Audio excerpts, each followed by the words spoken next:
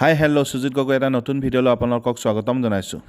মই বৰ্তমান আছোঁ শিৱসাগৰ শিৱৰাত্ৰিত আৰু শিৱসাগৰ শিৱৰাত্ৰি বুলি ক'লে এক লোকাৰণ্য পৰিৱেশ সৃষ্টি হয় আৰু ময়ো যোৰহাটৰ পৰা শিৱসাগৰ শিৱ মন্দিৰ দৰ্শন কৰিবলৈ আহিছোঁ আৰু শিৱৰাত্ৰি কেনেকুৱা লোকাৰণ্য পৰিৱেশ আৰু আপোনালোকক সেই দৃশ্যাংশবোৰ দেখাবলৈ চেষ্টা কৰিছোঁ। ভিডিঅ'টো স্কিপ নকৰাকৈ সম্পূৰ্ণভাৱে চাই যাব। আচলতে শিৱসাগৰ শিৱৰাত্ৰি বুলি ক'লে এটা অলৌকিক ৰূপ দেখিবলৈ পোৱা যায় আৰু ইয়াত বহুত ডাঙৰ মেলা হয়। বিভিন্ন ব্যৱসায়ীসকল আহে অসমৰ বিভিন্ন স্থানৰ পৰা আৰু ইয়াত যোৰহাট বা শিৱসাগৰ নহয়, অসমৰ বিভিন্ন স্থানৰ পৰা দৰ্শনাৰ্থীসকল আহে শিৱ মন্দিৰভাগ দৰ্শন কৰিবৰ কাৰণে। দেখিছে মানুহ, চাৰিওফালে মানুহেই মানুহ। আচলতে খোজকাঢ়িবলৈও দিগদাৰ হৈ যায়, ইয়াত ইমানেই মানুহ হয়। লাহে লাহে আমি মন্দিৰভাগৰ ওচৰলৈ গৈ আছোঁ।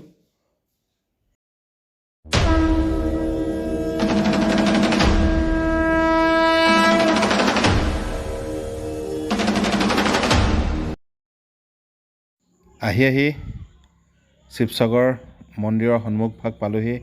লাহে লাহে আমি ওপৰলৈ উঠি আহিছোঁ আৰু